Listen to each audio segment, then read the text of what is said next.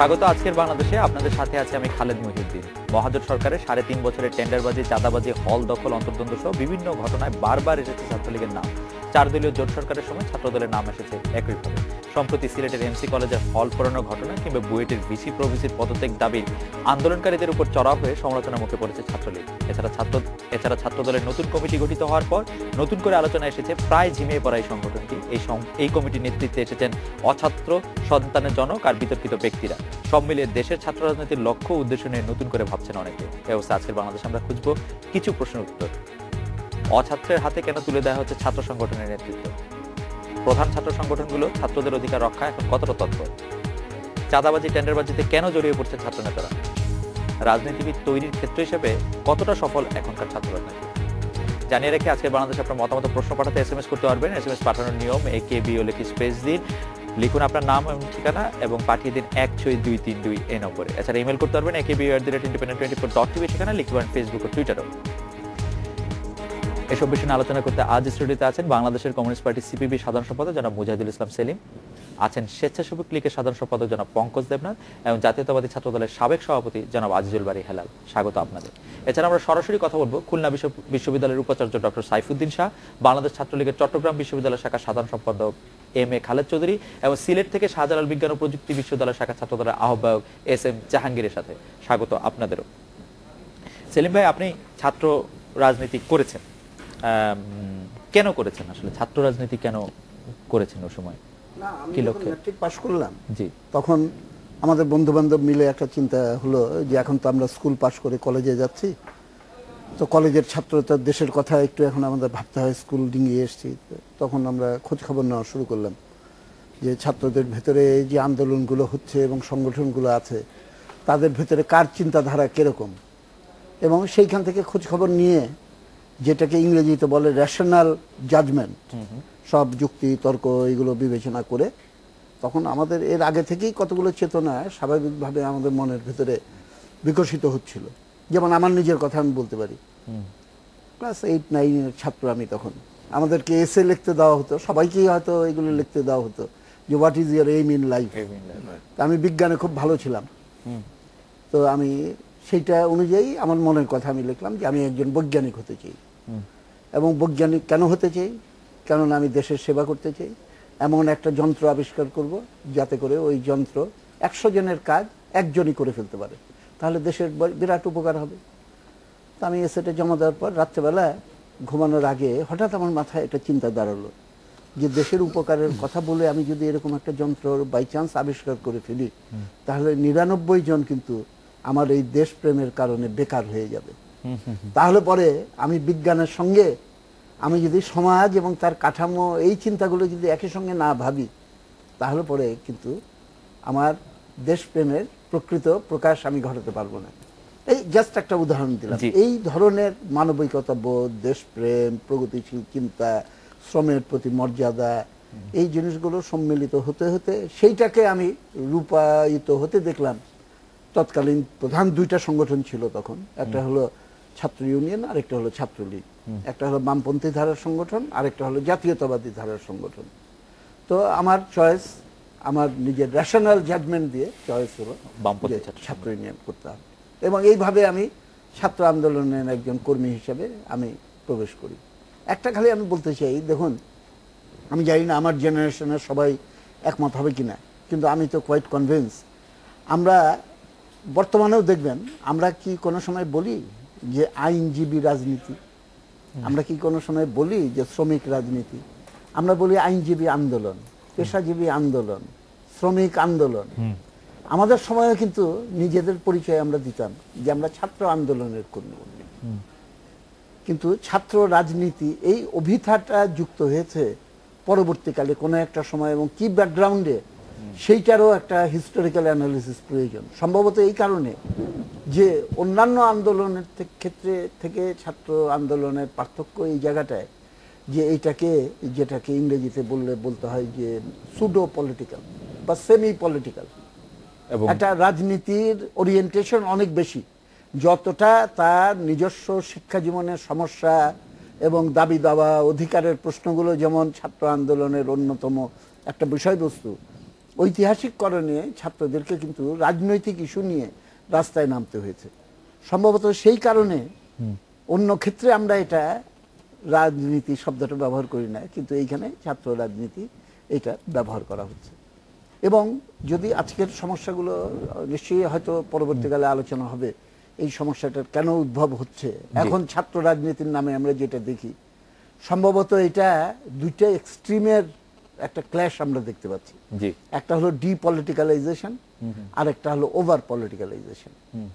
এই দুইটার বাইরে তার যে স্বাভাবিক মানে যুক্তিবোধের জায়গা থেকে যদি ছাত্র আন্দোলনটাকে স্বাধীনভাবে বিকশিত হওয়ার সুযোগ করে দেওয়া হতো, তাহলে পরে এই ধরনের অবাঞ্ছিত এবং অনাকাঙ্ক্ষিত এবং বিপজ্জনক যে পরিস্থিতি এখন বিরাজ করছে সেটা হয়তো আমাদের দেখতে হতো না বলে মনে হয়। পরে সুযোগ পেলে এটা নিয়ে আমি আরো কিছু দেখাবো। সেলিম ভাই যেটা বললেন সেটার ধারাবাহিকতা পঙ্কজা, আপনার কাছে আমার প্রশ্নটার দুটো ভাগ আছে, আপনি ইচ্ছা করলে দুটো ভাগ একসঙ্গেও শুনতে পারেন বা আলাদা আলাদা করে শুনতে পারেন। বাংলাদেশের ছাত্রদের সবচেয়ে বড় সমস্যা কি বা সমস্যাগুলো কি? আমরা আমাদের ছাত্র জীবনে এখনকার ছাত্রদের সবচেয়ে বড় সমস্যা কি? আমার বিবেচনায় হচ্ছে যে ছাত্রদের বড় সমস্যার জায়গাটা আমরা আমাদের থেকে শুরু করি। আমরা যেমন ছাত্র সমাজের 10 দফা দাবি নিয়ে আন্দোলন শুরু করেছিলাম, এটি পরিকল্পিত বিজ্ঞান ভিত্তিক এককেন্দ্রিক সেকুলার শিক্ষানীতির, আপনি নিশ্চয়ই তখন আপনার সেই সংগ্রামীদের কথা মনে আছে। এখন কিন্তু সেই সংকটটা নেই, একটি সার্বজনীন শিক্ষানীতি আছে। ক্যাম্পাস কেন্দ্রিক যে পরিকল্পিতভাবে যিনি সেলিম ভাই বলে গেছেন বিরাজনীকরণের লক্ষ্যে ছাত্র রাজনীতিকে ধ্বংস করার জন্য যে ষড়যন্ত্র শুরু হয়েছিল, সামরিক শাসকদের ক্ষমতাকে নিরাপদ রাখার জন্য পরিকল্পিতভাবে ক্যাম্পাসে অস্ত্র দিয়ে অস্ত্রবাদ সৃষ্টি করা, সন্ত্রাস, সেটিও এখন নেই।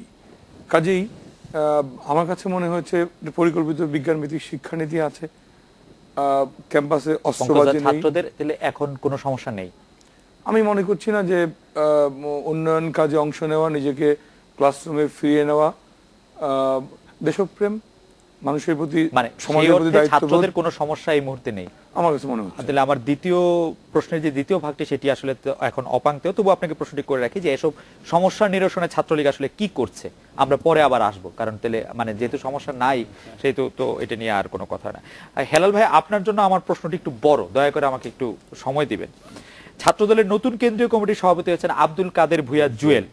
তার বিরুদ্ধে গত বছর 21 জুলাই বিএনপির নয়াপল্টনের কার্যালয়ে হামলার অভিযোগ তুলেছিলেন খোদ বিএনপির যে এখন ভারপ্রাপ্ত মহাসচিব মির্জা ফখরুল ইসলাম আলমগীর। তিনি এক বিবৃতিতে বলেছিলেন, আওয়ামী লীগ বহিরাগতদের দিয়ে বিএনপি দলীয় কার্যালয়ে ঢুকিয়ে সন্ত্রাসী হামলা চালাতে সাহায্য করছে। আব্দুল কাদের ভূঁইয়ার সঙ্গে বিএনপি এবং এর অঙ্গ সহযোগী সংগঠনের কোনো পর্যায়ে সংশ্লিষ্টতা নেই। এটি গত বছরের কথা, গত বছর 21 জুলাই। আজ 3 সেপ্টেম্বর ছাত্র দলের যখন নতুন কমিটি ঘোষণা করা হলো, তার সভাপতি নিযুক্ত হলেন আব্দুল কাদের ভূঁইয়া জুয়েল। এই বিষয়টি একটু যদি আলোচনা করতেন। ধন্যবাদ আপনাকে। আসলে মহাসচিব যে আপনার জুয়েলকে দায়ী করেছিল এই কথাটা কিন্তু আপনার বক্তব্যে পরিষ্কার না, যে ওখানে মহাসচিব যেটা বলেছিল ছাত্রলীগের এবং বহিরাগত গুন্ডারা পার্টি অফিস হামলা করেছে। জুয়েল যে এই ঘটনায় হামলা করেছে এটা বলা হয়নি। পরবর্তীতে পার্টি অফিসের একজন পিয়ন এটা ওর নামে একটা মামলা করেছিল। সেই মামলা পরে বিএনপি বুঝতে পারে যে ঘটনাটা আসলে, এবং এটা বিএনপি তাকে বহিষ্কার আপনার ওই যে মামলা করেছিল না, পার্টি অফিসে একজন পিয়ন তার নামে মামলা করেছিল। এবং ইন্টারনাল ক্লাসে আপনি কি আমাদের পত্রপত্রিকাগুলি দেখেছেন এই আপনাদের কমিটি ঘোষণার পরে? আমি অন্তত লিখেছি, আপনাকে কোনো প্রতিবাদ পাঠিয়েছেন? একদম এরকম লিখেছে, ভারপ্রাপ্ত মহাসচিব মির্জা ফখরুল ইসলাম আলমগীরের করা মামলাও তিনি আসামি ছিলেন। না, ওই মামলার কিন্তু উনি বাদী না, আপনি দেখেন উনি বাদী না, কিন্তু উনি মামলা করেনি। মামলাটা করেছে হলো পার্টি অফিসে একজন পিয়ন মামলা করেছিল। বলা হচ্ছে পত্রিকাগুলো পরে বলেছে ওনার নির্দেশে নাকি মামলা করা হয়েছে। আসলে এই কথাটা ঠিক না। ওদিনকে আপনার পার্টি অফিসে হামলা করেছে বহিরাগত সন্ত্রাসীরা। আমাদের বক্তব্য ছাত্রলীগ বা যুবলীগের স্বেচ্ছাসেবক, ছাত্রলীগ যুবলীগের নেতা কর্মীরা বিভিন্ন জায়গা বিভিন্ন ক্যাম্পাসগুলোতে যেভাবে হামলা করছে, আমাদের উপর হামলা করছে। আপনাদের পার্টিতে এত লোক থাকতে একজন পিয়নের কেন মামলা করতে হলো? এইটা পার্টির বোধে ইন্টারনাল ক্লাস থাকে, ছাত্রদলের ভিতরে ইন্টারনাল ক্লাস থাকে। পিয়ন কি জন্য করছে সেটা উনি ভালো জানে, পিয়নই ভালো জানে। কিন্তু জুয়েলকে ওই ঘটনায় ভিকটিম কিন্তু কখনো করা হয়নি, বলা হয়েছে পত্রিকায়। কিন্তু জুয়েল যখন যেহেতু সময় ছাত্রদলের কমিটিতে ছিল না, সেজন্য হয়তো ওর বিরুদ্ধে এইসব বলা হয়েছে। কিন্তু অ্যাকচুয়ালি ওই ঘটনার কিন্তু সে দায়ী নেই এবং মহাসচিবও কিন্তু তাকে দায়ী করে কোনো মামলা করেনি। আচ্ছা, জুয়েলের বয়স পত্রিকায় লেখা হয়েছে 44, এই কথাটা কি ঠিক? ঠিক না, জুয়েল অনেক জুনিয়র ছিল। জুয়েল কত ঢাকা হবে? বিশ্ববিদ্যালয়ের একজন মেধাবী ছাত্র। সে ঢাকা বিশ্ববিদ্যালয়ে আপনার অ্যাকাউন্টিং এর ছাত্র। 1988-89 শিক্ষাবর্ষে উনি ভর্তি হয়েছিলেন এরকম বলেছে না? 88-89 বা 90 এর পরের ছাত্র ওরা। 90 যখন ছাত্র আন্দোলন হয় তখন ওরা ফার্স্ট ইয়ারের স্টুডেন্ট। খুব সময় 88-89 শিক্ষাবর্ষে ভর্তি হলে ওনার বয়স 44 হতে হবে। 88-89 হয়তো তারপরে। আমি 92-93 ছাত্র, আমার বয়স 38। আপনাদের ব্যাচের নাকি তাহলে সে? না, আপনাদের আমার ব্যাচের senior। না, ও আপনাদের সিনিয়র হবে না। ও হয়তো বলছো এরকম। জুয়েল অ্যাকাউন্টিং এর একজন মেধাবী ছাত্র এবং সে এখন হেলথ ইকোনমিক্স স্টুডেন্ট। ঢাকা বিশ্ববিদ্যালয়ের হেলথ ইকোনমিক্সে সাধারণত মেধাবী ছাত্ররাই চান্স পেয়ে থাকে এবং ও একজন স্টুডেন্ট মহলে। ওর ঢাকা বিশ্ববিদ্যালয়ে কিন্তু সে খুব পপুলার। আপনি ঢাকা বিশ্ববিদ্যালয়ে যদি আপনি যেহেতু ওই জায়গার স্টুডেন্ট, আপনি খোঁজ নিয়ে দেখতে পাবেন ও খুব পপুলার স্টুডেন্ট ঢাকা বিশ্ববিদ্যালয়ে। আমার কমিটির সে সাংগঠনিক সম্পাদক ছিল। কিন্তু তার বয়স আপনি বলছেন যে 44 হবে না, কত হবে? 43 বছর? না, তা হবে কেন? অবশ্যই 40 এর নিচে। 44 এর আমি নিচে তো বয়সটাকে 43 ফ্যাক্টর মনে করছি না। কারণ কি আপনার মানে আমাদের যে ছাত্র দেশের রাজনীতি যে করতে এখন হলে ছাত্র থাকাটা দরকার কিনা? ছাত্র তো থাকতে হবে, সে তো অছাত্র না। জুয়েল তো ছাত্র, অছাত্র তো না। আপনি আচ্ছা। যে কখনো শিক্ষা প্রতিষ্ঠানে যায়নি তাকে বলতে পারেন অছাত্র। জুয়েল একজন রেগুলার স্টুডেন্ট, ঢাকা বিশ্ববিদ্যালয়ের ছাত্র। 88-89 সালে ভর্তি হয়ে উনি এখনো এখন তো ছাত্র। আপনি কি অছাত্র? আপনি তো ছাত্র। সে অর্থ থেকে আপনি ছাত্র না? না, সে ওই সবার আমরা ছাত্র। এই আমি সেলিম ভাইয়ের কাছে এই ছাত্রদের সংজ্ঞা বা ছাত্র রাজনীতির ক্ষেত্রে বয়সের ফ্যাক্টরটা একটু জানতে চাইবো। তার আগে একটু পঙ্কজের কাছে আরেকটা বিষয় একটু জানতে চাই। পঙ্কজ, আমরা ছাত্রলীগকে, যেহেতু ছাত্রলীগের মধ্যে এবং ছাত্রদের কোনো সমস্যা নাই, সেহেতু ছাত্রলীগকে এখন বিভিন্ন সরকারি সমস্যার সমাধান করতে দেখছি। বেশিরভাগ সময় পাবলিক বিশ্ববিদ্যালয়গুলিতে পেটোয়া বাহিনী হিসাবে ছাত্রলীগের আত্মপ্রকাশ ঘটছে। সম্প্রতি বুয়েটে, এর আগে জাহাঙ্গীরনগরে, কিছু সময় ঢাকা বিশ্ববিদ্যালয় এবং দেশের বেশিরভাগ শিক্ষা প্রতিষ্ঠানগুলিতে। আমরা পরে উদাহরণ দেব। এর কারণটা কি? এখানে বুয়েটে আমরা দেখেছি যে ছাত্রলীগের ছেলেরা ফাইল ফুটেজ গুলো ঘাটলে আমি দেখতে পারবো যে যারা দরজা লাথি মারছে এরা কি আদৌ ছাত্রলীগের কোনো পদে আছে কি না। ছাত্রলীগের ব্যানার নিয়ে যখন তারা ঢুকলো তখন পুলিশ তাদের কিছু বলে না, এটা কেন? আমি বলছি পুলিশের বিষয়টুকু পুলিশই উত্তর দেখ। পুলিশ কেন বলে নাই? পুলিশের দায়িত্ব, সব দায়িত্ব আমি নিতে পারবো না বা সব দল নিতে পারবে না। পুলিশ তো আমরা দেখেছি না, সারাদিন শান্তিপূর্ণ হরতাল। এক পুলিশ কি বাসায় বসে ড্রয়িং রুমে নাকলো, এক ক্রিকেটারের মুখ চেপে ধরলো, সারাদিনের নিউজ হয়ে গেল আর কি। এটা হয়, এটা স্বাধীন মিডিয়াও খুঁজে বের করে পুলিশ কোথায় চেপে ধরলো, আবার পুলিশ করে আর কি। আমি বলছি এখানে পুলিশেরটুকু পুলিশ উত্তর দেখ। যারাই যেমন আপনি বলবেন যে বুয়েটের উপর হামলা, এটা আমি ছাত্রলীগ করেছে আমি মনে করি না। এই কারণে যে ওই আমরা ছবি দেখে খোঁজার চেষ্টা করেছি, আমি জিজ্ঞেস করেছি যে এ আদৌ বুয়েটের ছাত্র কিনা, ছাত্র হলে ছাত্রলীগের কর্মী কিনা। আমি উত্তর পেয়েছি নো, অর্থাৎ যারা লাথি মারছে এরা। আমাদের এখানে একজন বুয়েটের শিক্ষক এসেছিলেন, তিনি একটি ছবি দেখে শনাক্ত করে বলেছেন যে ইনি বুয়েটের ছাত্র যিনি লাথি মারছেন। যিনি স্যার বলেছেন, আমি শ্রদ্ধা জানাই। সেলিম ভাই বলছিলেন এই কারণে আলটিমেটলি আপনি একটু বললেন যে বিএনপি অফিসে হামলা করেছে ছাত্রলীগ যুবদলের। আপনি বলছিলেন যে বিএনপি অফিসে বা আওয়ামী লীগ অফিসে ওই লেভেলের হামলা ছাত্রলীগ না, এটা বিএনপি অফিস। আমি বলছি যে বাংলাদেশের সবচেয়ে মেধাবী শিক্ষা প্রতিষ্ঠান শুধু বুয়েট না, ঢাকা ইউনিভার্সিটিতেও কিন্তু যখন মাস্তানি গুলো হতো, যখন বেগম জিয়া ম্যাডাম জিয়া হলে ছাত্রদের সম্মেলনে বক্তৃতা দিচ্ছেন, পাগলা শহীদ ভাই গুলি খেলেন, তখন কিন্তু শহীদ ভাই ছাত্র না, ইনফ্যাক্ট আমরা নিশ্চয়ই মনে থাকার কথা। হ্যাঁ, যখন বেগম জিয়া হল ছাত্র দলের সম্মেলনে বক্তৃতা দিচ্ছেন, ওইটার সাথে আমি বলছি অছাত্ররা আমাদের ক্যাম্পাসগুলোতে যারাই যখন ঘটনা ঘটেছে অছাত্ররাই ঘটিয়েছে, অছাত্র বহিরাগতরাই ঘটিয়েছে এবং সেটা ছাত্র রাজনীতির ছত্রছায়া হয়েছে বলেই ব্লেমটা এসেছে। আমি ছত্রছায়া মনে করি না, এই কারণে আমি বলি ছত্রছায়া মনে করি না। এখানে ছাত্রলীগের একজন কর্মী হিসেবে অথবা জগন্নাথ হল ছাত্র সংসদের জিএস বা ছাত্রলীগের ইউনিভার্সিটি দায়িত্ব পালন করতে হয়েছে। অনেক কিছুকেই কিন্তু একজন কর্মী হিসেবে অথবা জগন্নাথ হল ছাত্র সংসদের জিএস বা ছাত্রলীগের ইউনিভার্সিটি দায়িত্ব পালন করতে হয়েছে। অনেক কিছুকেই কিন্তু আমাদের অগোচরে। আমার সাথে যেমন মূল ছাত্রলীগের ডক্টর কামাল হোসেন, মোস্তফা হোসেন মন্টু দল ভাগ করে চলে গিয়েছেন। আপনারা লিখছেন ছাত্রলীগের দুই গ্রুপ, ওদের হচ্ছে একটা ভিন্ন দল গণফোরাম, আমরা আওয়ামী লীগের সহযোগী সংগঠন। পত্রিকা লিখছে ছাত্রলীগের অভ্যন্তরীণ দ্বন্দ্বে, কারণ আমরা দেখেছি যে মোস্তফা হোসেন মন্টুর সমর্থিতরা দাবি করছেন যে তারা ছাত্রলীগ, সেইজন্য আমাদের লিখতে হয়েছে গণফোরামের সহযোগী সংগঠন। আমরা আওয়ামী লীগের কিন্তু তখন আপনারা লিখতেন এই আলোচনাটা আমরা ছাত্রলীগের দুই গ্রুপ। আমরা আলোচনাটা একটু বিরতি নিয়ে আমরা বিরতির পর যখন ফিরে আসবো তখন সেলিম ভাইয়ের কাছে জানতে চাইবো যে সম্প্রতি ব্র্যাক বিশ্ববিদ্যালয়ের একটি গবেষণায় দেখা গেছে যে 80% তরুণরা মনে করে যে ছাত্র রাজনীতির আসলে কোনো দরকার নাই। আপনি আমাদেরকে যদি এই বিষয়টা একটু আলোকপাত করেন যে এইটাতে কি হবে এবং ছাত্রত্বের সাথে রাজনীতির সম্পর্ক বা ছাত্র রাজনীতির সাথে ছাত্রত্বের সম্পর্ক যদি ব্যাখ্যা করেন। আমরা একটা বিরতি নিয়ে ফিরে এসে আপনার কাছে শুনবো। বিরতি নিচ্ছি।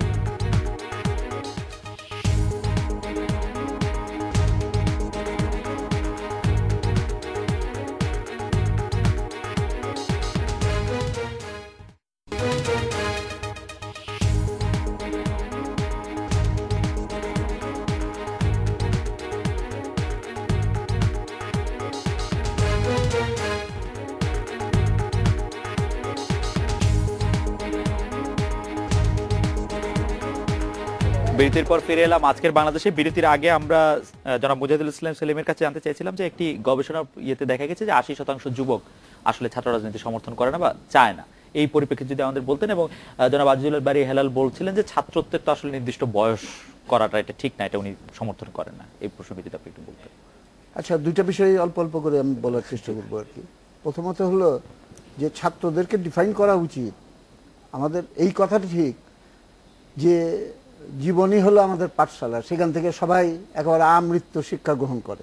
কিন্তু যখন আমরা শিক্ষা জীবন বা ছাত্র হিসাবে চিহ্নিত করি, তখন কিন্তু একাডেমিক লেখাপড়াটা যেটা তাকে তার পরবর্তী পেশা জীবনের জন্য তৈরি করে দেবে, সেই পর্বটাকেই কিন্তু তার শিক্ষা জীবন হিসেবে আখ্যায়িত করা হয়। এবং সেটার একটা স্বাভাবিক মেয়াদকাল কিন্তু থাকে। স্কুল, কলেজ, বিশ্ববিদ্যালয় বা পোস্ট বিশ্ববিদ্যালয়ে কিছু কিছু লেখাপড়াও আছে। তো এই সবটা টেনে নিলেও আপনার 15 বছর, 16 বছর, খুব বেশি হলে 17 বছর, এর বেশি হওয়ার কিন্তু সম্ভাবনা তাদের ক্ষেত্রেই হবে যারা নাকি ছাত্র হিসাবে মেধার অভাব আছে, বারবার ফেল করতে করতে, হোঁচট খেতে খেতে তাদেরকে উত্তীর্ণ হতে হয়। কিংবা হয়তো দেখা যাবে যে রাজনৈতিক বা অন্য কোনো কারণে তাদের শিক্ষা জীবন একটা ছেদ পড়লো এবং সেটাকে তাদের নতুন করে আবার 3-4 বছর পর আবার নতুন করে শুরু করতে হলো। সুতরাং এইটা হলো তার স্বাভাবিক এই প্রক্রিয়া। এবং ছাত্র সংগঠন যদি বলেন তাহলে পরে কিন্তু সেই কার্যকলাপটা তাদের জন্যই, যারা নাকি এই স্বাভাবিক একাডেমিক শিক্ষা প্রক্রিয়ার ভেতরে আছে। এইটা কেবলমাত্র আপনার বয়সের সংখ্যাতত্ত্ব দিয়ে এই প্রশ্নের মীমাংসা করা যাবে না। মীমাংসাটা করতে হবে যে কোন দৃষ্টিভঙ্গি থেকে আপনি জিনিসটা করছেন। দ্বিতীয়ত হলো যে একটা মৌলিক তফাৎ বুঝতে হবে, সেটা হলো ছাত্র সংগঠন করার ব্যাপারে দুইটা বিপরীতমুখী দৃষ্টিভঙ্গি বা ভিন্ন দৃষ্টিভঙ্গি। একটা হলো আমরা ছাত্রদের সমস্যাগুলো সমাধান করার জন্য, তার স্বার্থ রক্ষা করার জন্য আমরা সংগঠিত হচ্ছি। আরেকটা হলো দেশের যে রাজনীতি এবং সেইখানে যে রাজনৈতিক দলগুলো আছে, সেই রাজনৈতিক দলের একটা ঝঞ্ঝা বাহিনী হিসাবে বা অ্যাডভান্স ভ্যানগার্ড হিসাবে। পঙ্কজদা কিন্তু বলছেন ছাত্রদের সেই অর্থে আর কোনো সমস্যা নাই। না, আমি সেই পয়েন্টেও আসবো, একটুখানি মন্তব্য করব যে এইটা ভেবে দেখার জন্য বলবো যে আজকে গুরুতর সমস্যা, যেমন নাকি বাণিজ্যিকীকরণ শিক্ষার একটা গুরুতর সমস্যা হিসেবে বিরাজ করছে। শিক্ষার একাডেমিক প্রবলেমসগুলো যেগুলো তার পরিবেশ এবং শিক্ষা জীবনের অরাজকতা, তার সমস্ত ক্যারিকুলামগুলোকে নষ্ট করে দেয়। কিংবা যে ছাত্রদের যে নির্বাচিত সংসদ থাকা উচিত সেইটা যদি অ্যালাউ না করা হয়, তাহলে এইগুলো হলো কিন্তু কনসার্ন প্রবলেম যেগুলো থেকে এমার্জ করবে। আমি মনে করি যে ছাত্রদের, এবং আপনার পরের প্রশ্নটা আসছি, প্রত্যেক ছাত্রের রাজনীতিক দৃষ্টিভঙ্গি থাকা প্রয়োজন এবং তাকে আমি এটা উৎসাহিত করব। কিন্তু রাজনৈতিক দৃষ্টিভঙ্গি থাকা এবং রাজনীতিতে সক্রিয় হওয়া আর দলবাজি করা এক জিনিস না। বাংলাদেশে এখন যেটা, বিশেষত আমার পরবর্তী প্রজন্মের দুইজন ছাত্রনেতা এখানে আছে, তারা হয়তো এগ্রি নাও করতে পারে বলে আমার ভয় হচ্ছে, যে বাংলাদেশে ছাত্রদের ভেতরে রাজনীতি বিমুখতার জন্য যদি এনজিওদেরকে তো অবশ্যই আমি দায়ী করি, কিন্তু প্রধানত একটা বড় দায় কিন্তু এই দুইটা সংগঠনের। তার মানে রাজনীতির আদর্শ, নীতি, এবং সেইটা নিয়ে তর্ক বিতর্ক হোক। আমরা যখন ছাত্র ছিলাম তখন কিন্তু মধুর ক্যান্টিনে তর্ক হতো, এবং আইনস্টাইনের থিওরি থেকে শুরু করে ক্লাস স্ট্রাগলের ব্যাপারটা কি, আমাদের ইতিহাসের ঘটনা বলি, যুক্তফ্রন্টের সময় কি হয়েছিল, এইগুলো নিয়ে কিন্তু আমি করতাম। আমার নিজের কথা বলি, আমি যখন ম্যাট্রিক পাস করে ঢাকা কলেজে ভর্তি হলাম ফার্স্ট ইয়ারে, তখন আমাদের ছাত্র ইউনিয়নের 10ম সম্মেলন হলো এবং আমি ফার্স্ট ইয়ারের ছাত্র, আমাকে সেন্ট্রাল কমিটিতে অন্তর্ভুক্ত করা হলো।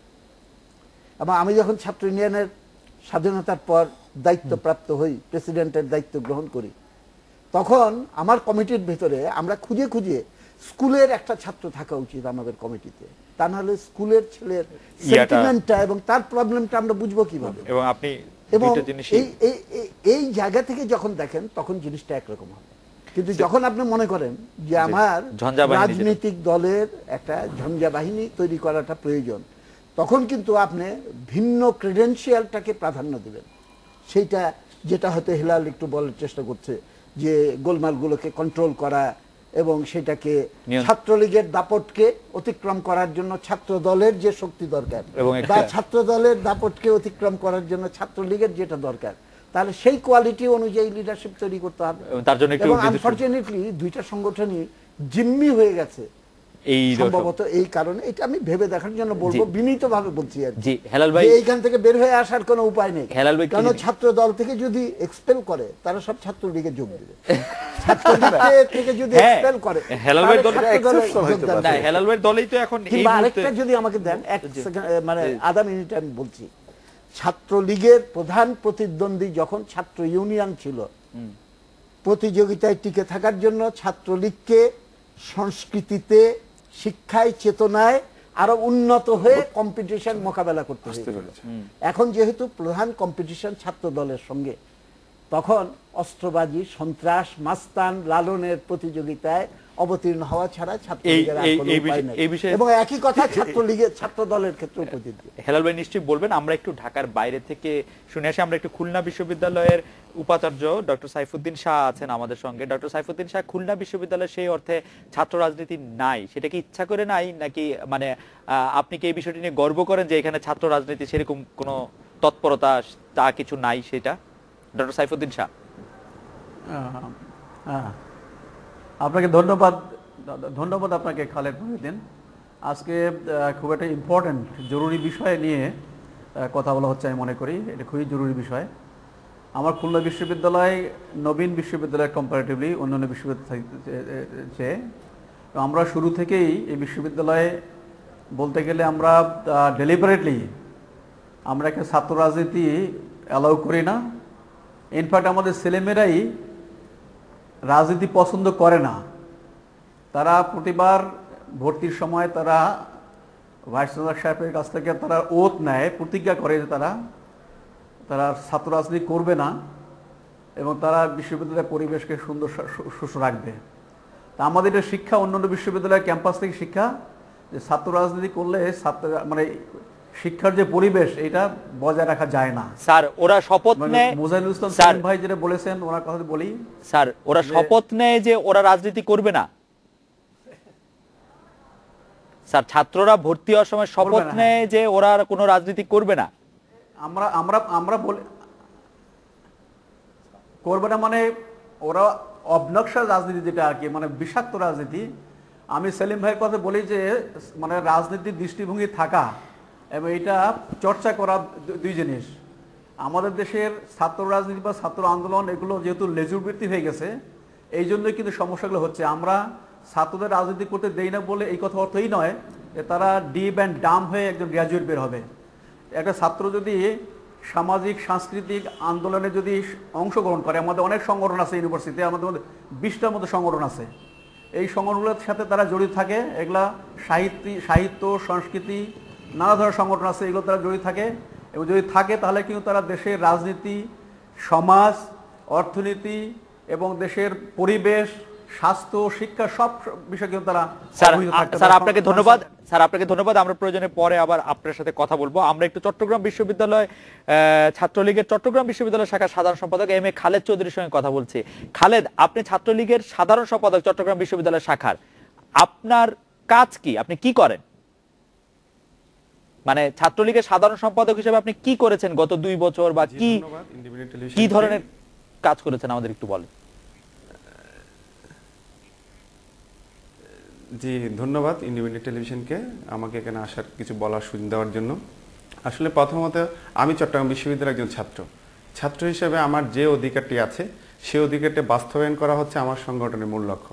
সেই অধিকার বাস্তবায়ন করতে গিয়ে চট্টগ্রাম বিশ্ববিদ্যালয়ে আমরা ছাত্রদের অধিকারের জন্য আমরা ছাত্র সংসদে দাবি করেছি এবং ছাত্রদের অধিকারের জন্য আমরা আমাদের বিসি স্যারের কাছে বারবার গিয়েছিলাম। ছাত্রদের অধিকার কি একটু বলবেন? ছাত্রদের অধিকার যথা ছিল এবং ছাত্রদের অধিকার বলতে আপনি একজন ছাত্র সে থাকার যে সমস্যা যে যে যে আপনার হলে ছাত্রদের অধিকার বলতে আপনি একজন ছাত্র সে থাকার যে সমস্যা যে যে যে আপনার হলে যে আপনার থাকার সময় যে সমস্যাগুলো সে ফেস করে, সে ঠিক মতো ইলেকট্রিসিটি থাকেন না, তারপর তার যে এই সমস্যা নিয়ে আমরা কথা বলেছি এবং আমাদের সম্মানিত শিক্ষকরা ঠিকমতো আমাদের ক্লাস নেন না, তারা বিভিন্ন সময় দেশের বাইরে শিক্ষা ছুটিতে চলে যান, আমরা ঠিক সময় আমাদের ক্লাসগুলো করতে পারি না। এগুলোর জন্য আমরা বিসি স্যারের কাছে গিয়েছি এবং বলেছি আমাদের শিক্ষকরা যাতে আমাদেরকে ঠিকমতো ক্লাস নেন, আমরা ছাত্ররা সবাই মিলে ক্লাসরুমে আমাদের ছাত্ররা সবাই যাবে, আমরা সবাই যাব এবং এর জন্য আমরা চাকসু নির্বাচন দাবি করেছিলাম। চাকসু নির্বাচনের মাধ্যমে আপনার সাধারণ ছাত্ররা তার অধিকার নিয়ে যেভাবে কথা বলতে পারে, আসলে চাকসু নির্বাচন না থাকলে একটা প্ল্যাটফর্ম না থাকলে আমরা ছাত্ররা বারবারই জি আমরা বুঝতে পেরেছি। জনাব খালেদ চৌধুরী আপনাকে ধন্যবাদ। আমরা এখন সিলেট থেকে শাহজালাল বিজ্ঞান ও প্রযুক্তি বিশ্ববিদ্যালয়ের শাখা ছাত্রদলের আহ্বায়ক এস এম জাহাঙ্গীরের কথা শুনবো। জনাব এস এম জাহাঙ্গীর, আমি একটা ব্যক্তিগত প্রশ্ন করতে পারি, আপনার বয়স কত?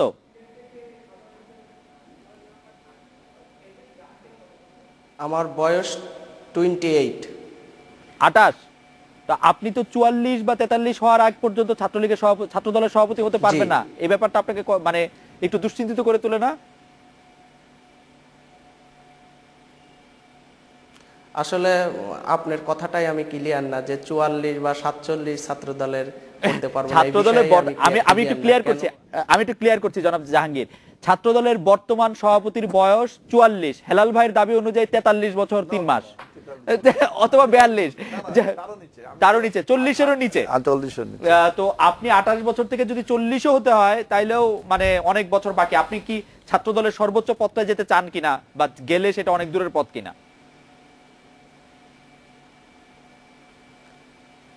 অবশ্যই রাজনীতি যেহেতু করতেছি, একটা জায়গায় নেতৃত্ব দিচ্ছি, একটা আকাঙ্ক্ষা তো থাকে, এটাই থাকা স্বাভাবিক। তো ঠিক আছে, আপনাকে অনেক দূরের পথ পাড়ি দিতে হবে, আপনার জন্য আমাদের শুভেচ্ছা থাকলো। আমাদের এই মুহূর্তে একটা বিরতি নিতে হচ্ছে, বিরতি থেকে ফিরে এসে আমরা জনাব আজমল বাড়ি হেলাল এবং জনাব পঙ্কজ দেবনাথের সঙ্গে এই বিষয়ে মন্তব্য শুনবো।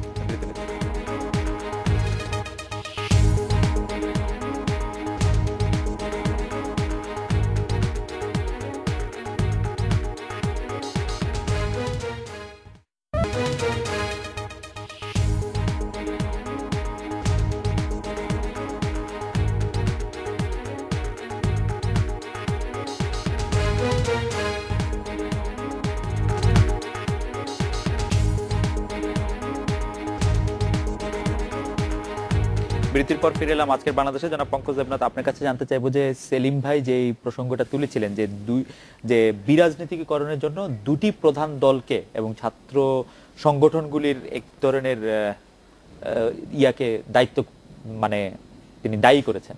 আমি সেলিম ভাইয়ের প্রতি শ্রদ্ধা রেখে বলি, সেলিম ভাইরা আমাদের রাজনীতিতে একজন আদর্শ পুরুষ। আমি প্রায়ই বলি যে বিরাজনীতিকরণের ষড়যন্ত্র তো হ্যাঁ আমরা বুঝি 75-এ বঙ্গবন্ধু নৃশংস হত্যাকাণ্ডের পরে সামরিক শাসক, আমি বারবারই বলি জিয়াউর রহমান সাহেব, এরশাদ সাহেবরা তাদের অবৈধ ক্ষমতাকে বৈধ করার জন্য বা প্রলম্বিত করার জন্যই ক্যাম্পাসে অস্থিরতা জিয়ে রাখতেন, যাতে করে ক্যাম্পাস থেকে কোনো ছাত্র আন্দোলন তৈরি না হয়। এবং মূলত বারবার সামরিক শাসকরা আঘাতটা পেয়েছে ক্যাম্পাস থেকে। সে কারণেই দীর্ঘদিনের ষড়যন্ত্র ছিল ছাত্র রাজনীতিকে ইমেজকে ধ্বংস করে দেওয়া। যে ইমেজের গর্বিত অংশীদার সেলিম ভাইরা, আমরা অফকোর্স ছাত্র রাজনীতিতে বাংলাদেশের স্বাধীনতা এনেছে, ছাত্র রাজনীতি বাংলাদেশের মাতৃভাষাকে তার অধিকার প্রতিষ্ঠার নেতৃত্ব দিয়েছে, সবই জানি। 52, 62, 63, 69, 71 সবটাই তো বাংলাদেশের যতগুলো সোনালী অর্জন তার একমাত্র ক্রেডিট হোল্ডার হচ্ছে ছাত্র রাজনীতি এবং ছাত্র লীগ এমনকি 90-এর আন্দোলনে এরশাদের পতন, সেখানে কিন্তু সর্বদলীয় ছাত্র ঐক্য, ছাত্ররাই কিন্তু ছাত্রদল, আমি বলছি সর্বদলীয় ছাত্র ঐক্য, এবং ছাত্ররাই কিন্তু বাংলাদেশের অধিকার প্রতিষ্ঠা সংগ্রামে নেতৃত্ব দিয়েছে। এমনকি সর্বশেষ 2007 সালে ফখরুদ্দিন, মঈনুদ্দিন, ইয়াজউদ্দিনের যে অসাংবিধানিক শাসন, তার বিরুদ্ধেও কিন্তু ক্যাম্পাস থেকেই প্রতিবাদটা এসছে।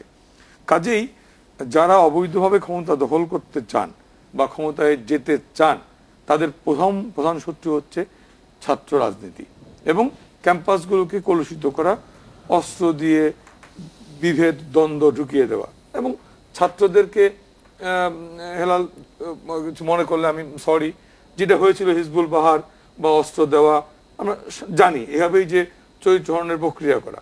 হয়তো হেলাল সাহেব বলবেন যে না, শফিউল আলম প্রধানের কথা 7 মার্ডার আমাদের সময় হয়েছে, 73 হয়েছে। আমি স্বীকার করি 7 মার্ডারের পরে কিন্তু বঙ্গবন্ধু শফিউল আলম প্রধান 73 সালে 7 মার্ডারের পরে 73 সালে শফিউল আলম প্রধান জেলে ছিলেন। জিয়াউর রহমান সাহেব এসে 73 শফিউল আলম প্রধান না, 73 যে মুজাহিদ ভাইদের, সেলিম ভাইদের যে 7 মার্ডারের পরে 7 মার্ডারের অন্যতম খুনি শফিউল আলম প্রধান, 32 নম্বর ধানমন্ডি শফিউল আলম প্রধান জেলে, জিয়াউর রহমান এসে ক্ষমতা দখল করে আমরা পুরনো কথা ছেড়ে দিয়েছে। আমরা পুরনো কথা বললে তো আসলে অনেক বলা যায়। আপনি 2007 সালে উদাহরণটি দিয়েছেন যে 2007 সালে যে অরাজনৈতিক সরকারের বিরুদ্ধে যে আন্দোলন, সেটা করেছে কিন্তু সাধারণ ছাত্রছাত্রীরা, আপনাদের বিএনপি বা আওয়ামী লীগ সমর্থিত ছাত্রদের সেখানে ভূমিকা খুবই গৌণ ছিল।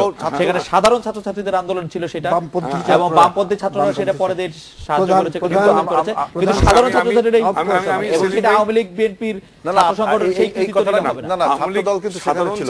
আমি নিজে গ্রেফতার হয়েছি আন্দোলন থেকে। আওয়ামী লীগ বা বিএনপি না, এটাও না। আমি বলছি সেলিম ভাই 2007 সালে আন্দোলনে কিন্তু আমি গ্রেফতার হয়েছি, এবং সেখানে ছাত্রদলও ছিল, ছাত্র ইউনিয়ন ছিল, সবাই ছিল। আমি নিজে গ্রেফতার হয়েছি আন্দোলনে। রোডন শো, মিজান গ্রেফতার হয়েছে প্রথমে। না না, ওরা ছিল না, ওরা অনেক আগে গ্রেফতার হয়েছে।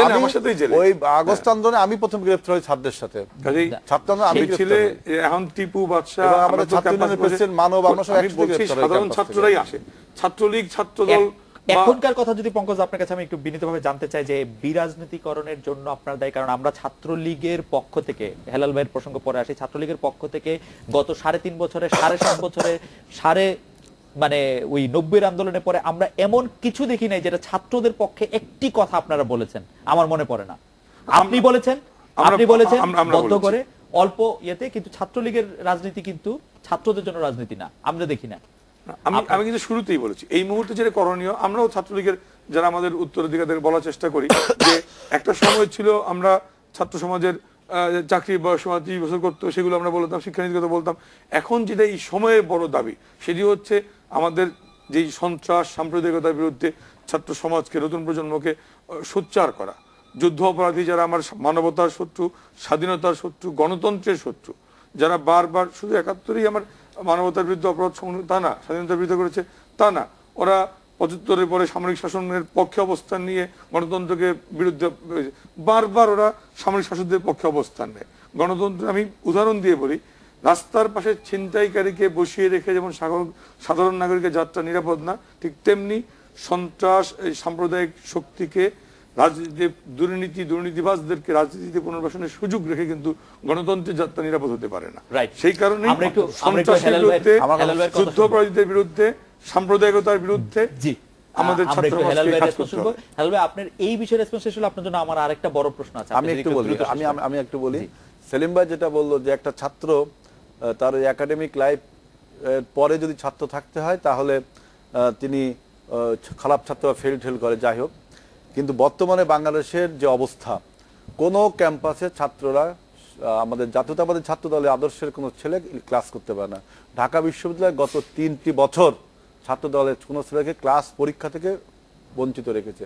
ভিসি স্যারের কাছে নালিশ করতে গেলে ভিসি স্যার তার লাঠিয়াল বাহিনী আপনার ওই যে ভিসি অফিসে মজুদ রেখেছে। ভিসি অফিসে গেলে ছাত্র দলের নেতৃবৃন্দকে আপনি দেখেন বিশ্ববিদ্যালয়, পঙ্কজ আপনি যখন বলছেন আমি বলিনি, বিশ্ববিদ্যালয়, ঢাকা বিশ্ববিদ্যালয়, জাহাঙ্গীরনগর, জগন্নাথ, আপনার সিলেট, আপনার চট্টগ্রাম, যে কোনো বিশ্ববিদ্যালয় ছাত্রদল করলে তাকে ছাত্রলীগের গুন্ডারা এবং পুলিশ বাহিনী তো এক হয়ে গেছে এখন, তারা আমাদের কোনো ছেলে ক্যাম্পাসে যেতে পারে না। আজকে বলছেন যে আমাদের ছাত্রদের বয়স বেশি কেন, গত 3টা বছর আমাদের একটা ছেলে ক্যাম্পাসে যেতে পারে না। তো এরা তো ভালো ছাত্র, এরা পরীক্ষা দিতে পারতেছে না, তার মানে এই না যে তারা ফেল করছে, তো ক্লাসে যেতে পারছে না। এর বিরুদ্ধে আমরা প্রতিবাদ করে আমরা কিছু পাইনি। সরকার এবং শিক্ষা প্রতিষ্ঠান একাট্টা হয়ে হেলাল গেছে। ভাই, আর সেকেন্ডলি দেখেন, আপনাকে না থামায় পারতেছি না। হেলাল ভাই, আরেকটা কথা সেলিম ভাই যেটা বললেন যে আমাদেরকে দমন করতে হলে ছাত্রলীগকেও সন্ত্রাসী হতে, আবার ছাত্রলীগকে দমন করতে হলে আমাদের, এই কথা কোনো ঠিক না। আমাদের জাতীয়তাবাদী ছাত্রদল কোনো সন্ত্রাসীদের সঙ্গে, মেধাবী ছাত্রদের সঙ্গে। আমাদের 2 জন সভাপতি পিএইচডি ডিগ্রি হোল্ডার।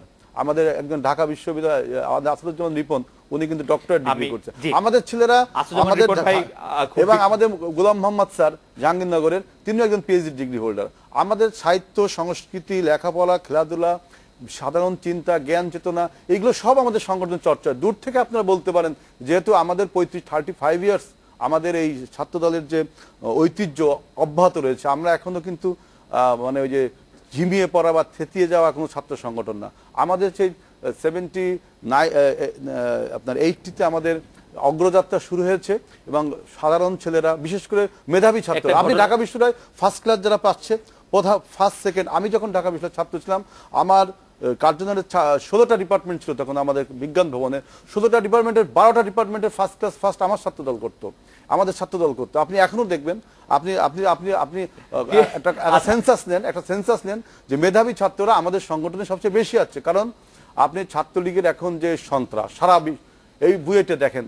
আমি একটু আপনি অনেক পরিসংখ্যান দিয়েছেন, আমি একটা ঘটনা বলতে চাই। 2001 সালের 2 ফেব্রুয়ারি সে সময়ের প্রধানমন্ত্রী শেখ হাসিনা ঢাকা বিশ্ববিদ্যালয়ে যাওয়ার প্রতিবাদে একটি মিছিল বের করে ছাত্রদল।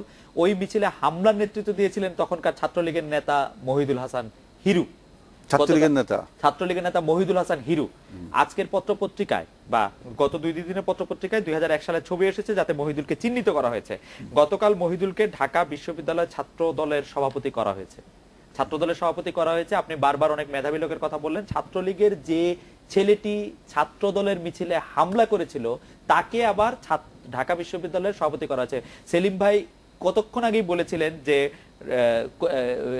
ছাত্রলীগ থেকে বাদ দিলে তো ছাত্র দলে নিয়ে নিবে সঙ্গে সঙ্গে। সেই ঘটনাটি এখানে ঘটেছে। আপনি অনেক 2001 সালে আমি তখন তো ছাত্রদল করতাম, তবে এই ঘটনা শোনেন মহিদুল ভাই, একটা জিনিস হয় কি, যখন কম্পিটিশন থাকে কোথাও, তখন কিন্তু একজন আরেকজনের মধ্যে বিষোদ্গার করা, এরা ছাত্র আমাদের জাতীয় রাজনীতিবিদরা এরকম শুরু করছে, একজনের বিরুদ্ধে আরেকজন বিষোদ্গার করতেই হবে। মহিদুল হাসান হিরুর ব্যাপারটা কি ঠিক না? মহিদুল হাসান হিরু ছাত্রলীগ করতো এবং সে ছাত্রদলের, আমার জানা নেই, আমি ওই সময় ছাত্র, আমার জানা নেই ও ছাত্র, পত্রপত্রিকায় লিখছে। এখন আমি একটা রিপোর্ট করলাম আপনাকে, আপনি আমার কথা বিশ্বাস করে লিখে দিলেন। এখন দেখেন সবার কাছে সেন্সাসটা নিলেন না, আসলে কথাটা কি ঠিক কিনা, পত্রিকায় লিখে, এটা তো অনেক কথা পত্রিকায় লেখা হচ্ছে। বলেন, এখন হিরু এক প্রেসিডেন্ট হয়েছে, এখন তার বিরুদ্ধে কিছু বলতে হবে, বলে দিল একটা কথা। আমি এই দৃষ্টিতে দেখি জিনিসটা। এবং আপনি বয়সের কথা বলছিলেন যে এখনকার আপনাদের ছাত্ররা পরীক্ষা দিতে পারছে না। 1998 বয়সের কারণে পরীক্ষা দিতে, ছাত্রলীগের সন্ত্রাসের কারণে কথা। আমি এই দৃষ্টিতে দেখি জিনিসটা। এবং আপনি বয়সের কথা বলছিলেন যে এখনকার আপনাদের ছাত্ররা পরীক্ষা দিতে পারছে না। 1998 বয়সের কারণে পরীক্ষা দিতে, ছাত্রলীগের সন্ত্রাসের কারণে। আপনি নিজে জানেন ভিসিকে মারা হচ্ছে, জাহাঙ্গীরনগরের ভিসিকে কিভাবে নির্যাতন করা হলো, বুয়েটের ভিসিকে কালকে কি করলো, বুয়েটের শিক্ষকদের উপর হামলা করলো। আপনার এমসি কলেজ, কত ঐতিহ্যবাহী একটা কলেজ, সেই কলেজ পুড়িয়ে দিল। একটা ছেলে গ্রেপ্তার হয়েছে,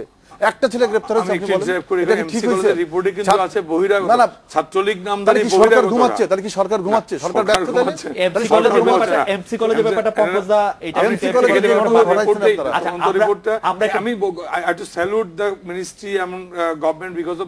এই আওয়ামী লীগের সরকারের আমলে একটি তদন্ত রিপোর্ট বলেছে, আমি বলছি বলেছে যে এটা কোন ধরনের, আমরা বিরতি নিয়ে আসি, এটাই হচ্ছে আমাদের বিরতি নিয়ে আসি। সেলিম ভাইয়ের কাছে এই পুরো ব্যাপারটা শুনবো। আমরা একটা বিরতি নিচ্ছি।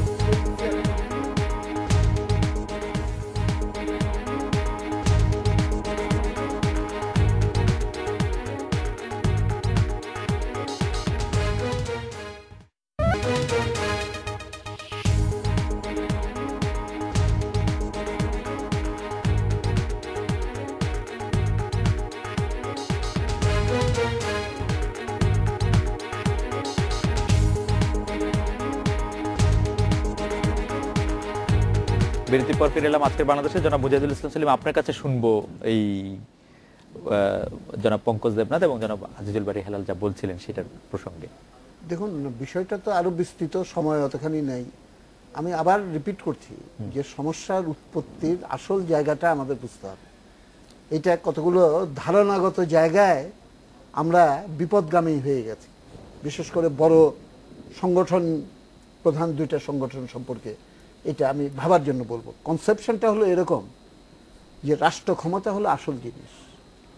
ছাত্রদের স্বাস্থ্য রক্ষা করতে হলে পরে আমি যেই রাজনৈতিক দলের সমর্থক তাকে রাষ্ট্র ক্ষমতায় রাখতে হবে, এবং রাখতে হলে সেইটার যে কার্যক্রম সেইটার অঙ্গীভূত হয়ে আমার শিক্ষা প্রতিষ্ঠানগুলোতে সেই রকম একটা ঘাঁটি তৈরি করতে হবে, এবং আমার প্রতিপক্ষ যারা আছে তাদেরকে আসতে দেওয়া চলবে না।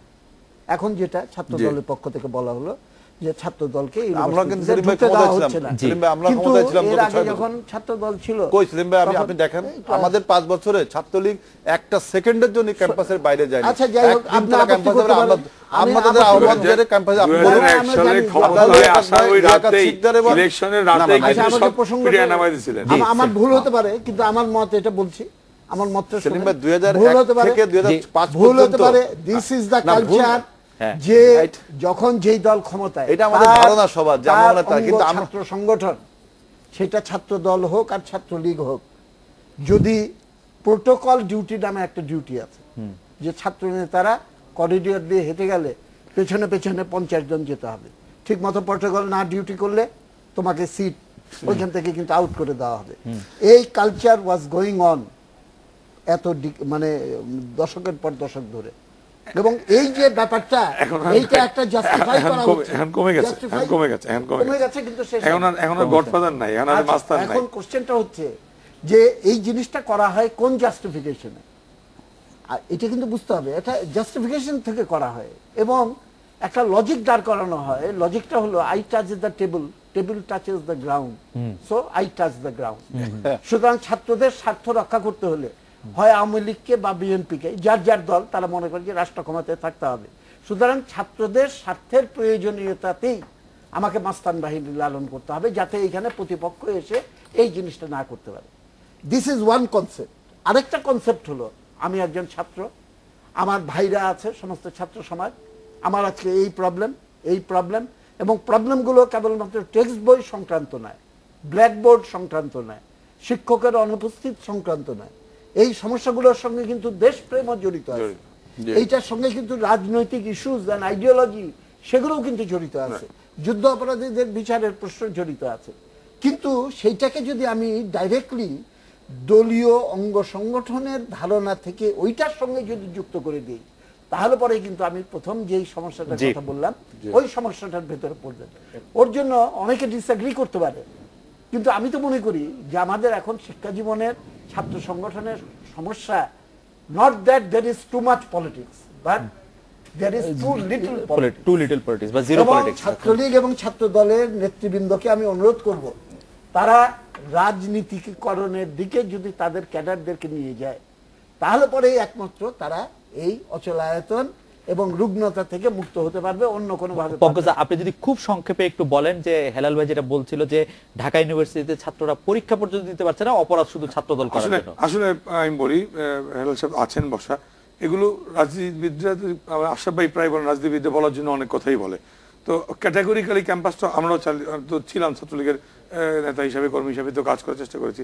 আমি যদি প্রশ্ন করি, আমাকে দয়া করে তালিকাটা দেন কোন কোন ছাত্র দলের নেতা ক্লাস করতে পারে না। আমি বলছি হয়তো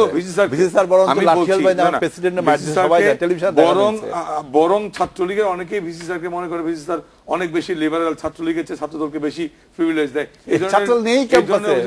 কাজেই আমাকে বলতে হবে যে ভিসি স্যারকে বা হলের প্রফেসরকে বলতে হবে যে কোন কোন ছাত্র দলের নেতা কোন সিটে নাই। আমি একটু বলি, যেহেতু পঙ্কজদা বললেন, আপনি পঙ্কজদাকেও একটি তালিকা হয়তো দিলে আমি বললাম ক্যাটাগরিক্যালি আমরা বলতে পারবো, এই ফাইটটা আমরাও করতে পারবো যে স্যারের দায়িত্ব হচ্ছে পিসফুল কোএক্সিস্টেন্স এনশিওর করা, এই ফাইটটা আমরা করতাম। আপনি যদি আমাদের বাসায় আসেন, আমি পঙ্কজদাকে জিজ্ঞেস করতে চাই, পঙ্কজদা পিসফুল কোএক্সিস্টেন্স কি এখন আছে? নেই। আমি বলছি যে নেই বলতে I am sorry to say, যারা ছাত্র দলের নতুন নেতৃত্ব হয়েছে আমি অভিনন্দন জানাই। এই কারণে আমরা যে ক্লাস স্ট্রাকচার আলোচনা করব, অবস্থা নেই তো, 3 বছর পরীক্ষা দিতে পারেন নাই, 3.5 বছর পরীক্ষা না দিলেও কিন্তু 37 যদি 40ও ধরি 37 হয়, ওইটার সাথে এটার আমি সম্পর্ক না। 14-15 আমি বলছি সেলিম ভাই আচ্ছা break বয়সের করতে কথা চাই। বাদ দেন, 14 বয়সের কথা বাদ দেন, ক্যাম্পাসে কিন্তু এখন কেউ যদি কিছু পরীক্ষা না কিছু দিতে পারে করছে। সেই সমস্যার সমাধানটা Of অবশ্যই আপনি course, করবেন। ক্লাসে এই করতে পারছেন না। আজকের অনুষ্ঠানে আপনার এই বক্তব্যটি University যথেষ্ট। authority should do it, এবং অফকোর্স সে না হলে হতেই হবে। এটা clear, উনি ইউনিভার্সিটি বলেছেন। পরীক্ষা দিতে পারে না, আই ডোন্ট বিলিভ অবশ্যই ইট। না, পরীক্ষা দিতে পারছে না, ক্লাসে করতে পারছে না, হলে সিট নেই, হলে থাকতে পারছে না। আপনি দেখেন এটা একদম সবাই পত্রিকার, আপনি যে কোনো সাংবাদিকের জিজ্ঞেস হলে করেন হলে বিশ্ববিদ্যালয় ক্যাম্পাসে। আমি আবারও বলছি সেলিম ভাই, সিট বন্টন তো এখন সেলিম ভাইকে বলছি, ছাত্রছাত্রীরা করে। মাস্তান নির্ভর যেই অস্ত্র নির্ভর যে অসুস্থ ছাত্রছাত্রী ক্যাম্পাসগুলোতে ছিল সেটা এখন আর নাই। মাস্তানরা এটা কি অমুক বললেন? ভাইয়ের, আমি বলছি তো, এটা কি বললেন আমি বলেন ভাই? ঢাকা এটা ইউনিভার্সিটিতে, কি বললেন? ঢাকা ইউনিভার্সিটিতে আজকে স্বরাষ্ট্রমন্ত্রী বলেছে যে না না কি আমি জানো? বলছি ঢাকা আচ্ছা, ইউনিভার্সিটিতে ভালো। একটা আমি second, আপনি অভি 10 ভাই, সেকেন্ড নিরু ভাই, শহীদ ভাই এই নামের উপরে যে হলগুলো ক্যাম্পাসগুলো চলতো সেটা কিন্তু কোনো ভাই আর ক্যাম্পাস চালায় না এখন। জি, কোনো ভাই আর ক্যাম্পাস এখন আর চালায় না।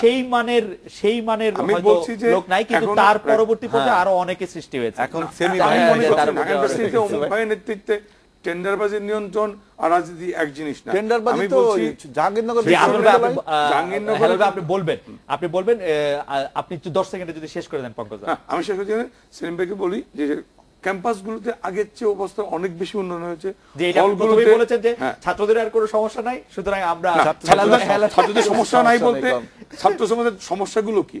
হলে হলে ডাইনিং হলে 90% পাস করছে, সাবসিডি দিতে সমস্যা হবে। কই? আমরা বলেছি, 90% আমি ইন্টারমিডিয়েট বলছি পাস এই করে। কারণে হলে হলে ডাইনিং হলে সাবসিডি দিতে হবে। আবাসন সমস্যা থাকতেই পারে।